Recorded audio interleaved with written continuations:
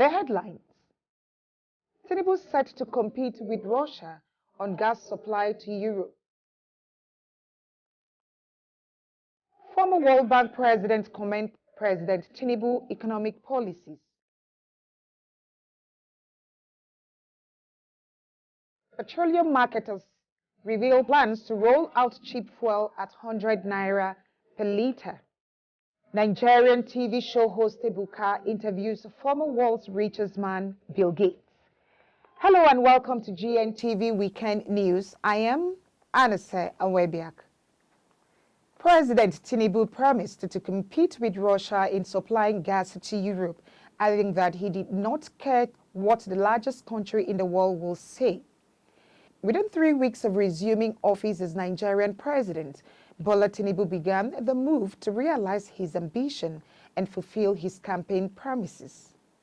On Friday, June 16th, which made it exactly 19 days since Tinubu took the oath of office as president of Nigeria, the West African country entered a Memorandum of Understanding (MOU) with at least 5 African countries. The deal, according to the source, was tagged $30 billion Nigeria-Morocco gas pipeline project, and it was at the headquarters of the Economic Community of West African States, ECOWAS, in Abuja, Nigeria's capital.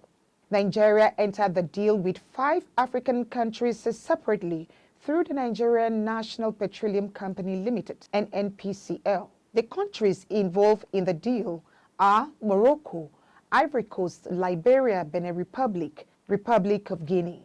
President Tinubu, in one of his engagements with the business community in Lagos during his campaigns in the 2023 presidential election, tagged business lunch with Asiwaju in Lagos, urged European countries to spare some money from going to space and invest in gas supply from Africa, particularly Nigeria.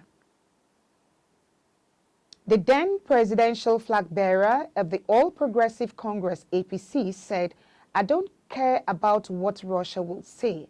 I want to compete." President Tinubu also reiterated his commitment to ensuring that Nigeria competes with Russia in supplying gas to Europe in Ondo State when he met with the chairman of the Ondo Council of Traditional Rulers, Dedeji of Akure, Oba Alade Toyibo Alade Lucy. The former president of the World Bank, Davis Malpass, has lauded the economic strategies employed by President Tinubu since the assumption of office. Malpass made this assertion on his official verified Twitter page to express his appreciation for Tinubu's decisive actions aimed at abolishing Nigeria's detrimental government subsidy and multiple exchange rates. Since assuming the presidency, Tinubu has implemented a series of reform measures, with most prominent one being the removal of fuel subsidies. Senator Kashim Shettima, the vice president, recently faced several criticism following his statement a few days ago. He suggested that it will be more appropriate for the West Christian rather than a Muslim to assume the position of Senate President during the tussle of who will emerge the Senate President. In response to the backlash, the Vice President publicly apologized to the Islamic community in Nigeria, who frowned at the statement. In his apology, Senator Shettima emphasized his unwavering devotion to Islam and explained that he cannot compromise his faith at this point in his career due to his ancestral roots. He clarified that his earlier statement was made within the context of highlighting the presence of a Muslim president and vice president, and his belief that Muslims should not hold the additional position of Senate President. He earnestly sought forgiveness from the Muslim community and assured them that he will refrain from making such remarks in future. The Independent Petroleum Marketers Association of Nigeria, IPMAN, has said it is ready to roll out cheap fuel for Nigerians. The association's chairman, Chinedu Okoronkwo, said the body will start to roll out compressed natural gas at 100 naira per litre. He said the association is almost ready with its plan to cushion the effect of subsidy removal on Nigerians. Motorists and transport operators in Nigeria will witness relief soon after the Nigerian government ends the petrol subsidy, which caused a spike in the product's price across the country. The IBMAN president further revealed that the association is 90% ready to roll out compressed natural gas (CNG) as an alternative fuel which will sell between 100 to 110 naira per litre before the end of June. The Nigerian president has approved the reopening of the semi-border to allow the importation of vehicles and other goods from neighboring West African countries. This was stated by the Director of Road Transport in the Ministry of Transportation, Ibrahim Musa, on Wednesday at the Economic Community of West African States, ECOWAS. Musa said the development followed complaints by freight forwarders operating at the semi-border. The director was quoted by saying, "I was here with the former Minister of State for Transportation when the freight forwarders pleaded that the border should be reactivated for the free movement of goods and services. The former minister made us prepare a memo to that effect. It was considered and sent to the government." Also speaking, the Custom Area Controller of Semi-Border Command, Dara Nadi, said the service has noticed a reduction in its revenue since the importation of vehicles was banned from the land borders. The former Minister of Transport, responding to some of our requests and from the stakeholders, promised to take them to the Federal Executive Council, FEC. One of them is how to fully open this border. The ministry has informed us that the memo has been written to FEC and it was adopted and that it will be given to the new government. He assured us that all the requests were adopted. Meanwhile, the Nigerian Customs Service, NCS Semi-Area Command, lamented the huge impact of prolonged border closure on revenue generation at the semi-border. Controller Darren Nadi, Customs Area Controller Semi-Command, mentioned the figures during a media briefing on the command's first quarter performance and the handing over of fake $6 million to the Economic and Finance Crimes Commission, EFCC, as well as the handing over of other seized items to partner government agencies at Seme-Badagry. The presidency has stated that there is no presidential approval for salary increases for political office holders and judiciary officers. Media has been agog with reports that the Revenue Mobilization Allocation and Fiscal Commission, RMAFC, is proposing a 114% review of salaries for political holders. According to the Commission, the last time the salaries of public office holders were reviewed was in 2008.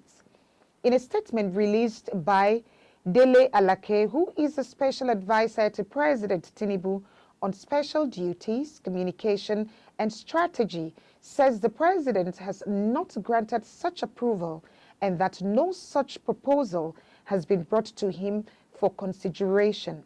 The press statement reads, "We have followed with consternation the viral story of the purported 114% increase in the salary of presidents, vice president, elected federal and state political office holders, and judicial officers. We state without any equivocation that President Bola Tinubu has not approved any salary increase and no such proposal has been brought before him for consideration. While we recognize that it is within the constitutional remit of the Revenue Mobilization Allocation and Fiscal Commission to propose and fix salaries and allowances of political office holders and judicial officers, such cannot come to effect until it has equally been considered and approved by the president. It is important to note that RMAFC, through its public relations manager, has responded to this fake story being circulated and has already set the record straight. However, this unfounded story gained prominence on social media and in a section of mainstream media, again bring to the fore the danger fake news poses to society and our nation well-being. The misinformation was obviously contract to ill will for the new administration and slow down the upward momentum and massive goodwill the Tinubu-led administration is currently enjoying among Nigerians as a result of its fast-paced, dynamic and progressive policies. It is important to reiterate to journalists, media managers and members of the public that stories on government activities and policy issues that do not emanate from approved official communication channels should be ignored. Media practitioners are enjoined to at all times cross-check their stories to assure accurate reportage, which is the hallmark of responsible journalism, Adeleke stated. Following the appointment of new service chiefs by President Bola Ahmed Tinubu, dozens of military top brass will have to exit service due to traditional command and control practice. President Bola Ahmed Tinubu had on Monday approved the immediate retirement from service of all service chiefs and the Inspector General of Police, advisors, and Comptroller General of Customs, as well as their replacement with immediate effect. The retired service chiefs are the Chief of Defense Staff, General Loki Irabo, the Chief of Army Staff, Lieutenant General Farouk Yahaya, the Chief of Naval Staff, Vice Admiral Awal Gambo, and the Chief of Air Staff, Air Marshal Isiaka Amao. He replaced them with Major General C.J. Musa, Chief of Defense Staff, Major T.A. Lagbaja, Chief of Army Staff, Rear Admiral E.A. Ogala, Chief of Naval Staff, AVM H.B. Abubakar, Chief of Air Staff, DIG Kayode Egbetokun, Acting Inspector General of Police, and Major General E.P.A. Ondiandeye, Chief of Defense Intelligence. The former service chiefs, according to military sources, will be exited with their management team and commandants of 3 service institutions. Those likely to retire are the principal staff officers, PSOs, of the former service chiefs and the commandants of 3 service institutions.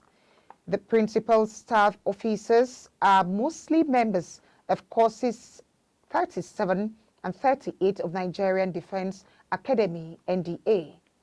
While the new Chief of Defense Staff, Musa, is a member of 38 regular course, the other service chiefs are members of 39 regular course. According to military sources, all those senior to the CDAs have to make way as he assumes command, so senior military officers from courses 37 and 38 will automatically have to go, including those in the same course 39 who are senior to him. The Chief of Army Staff, Major General Taurid Lagbaja, is a member of 39 regular course. The Chief of Naval Staff, Ogala, is a member of course 39, while the Chief of the Air Staff, AVM Hassan Abubakar, is also of course 39. By implication, over 40 generals across the services will leave the stage for the young ones to step into their shoes. In military tradition, a senior cannot take orders from his junior. On entertainment, Nigeria TV show host Ebuka catches many by surprise as he adds yet another feather to his cap. The popular reality TV show host trends online as a clip of his recent interview with the former world's richest man, Bill Gates, goes viral. Ebuka, in a cheeky way, announced his interview with Bill, noting that since the Microsoft boss was there to receive him in New York last year, so he had to return the favor. The Nigerian police force has warned pranksters to be ready to face the consequences of some of their pranks.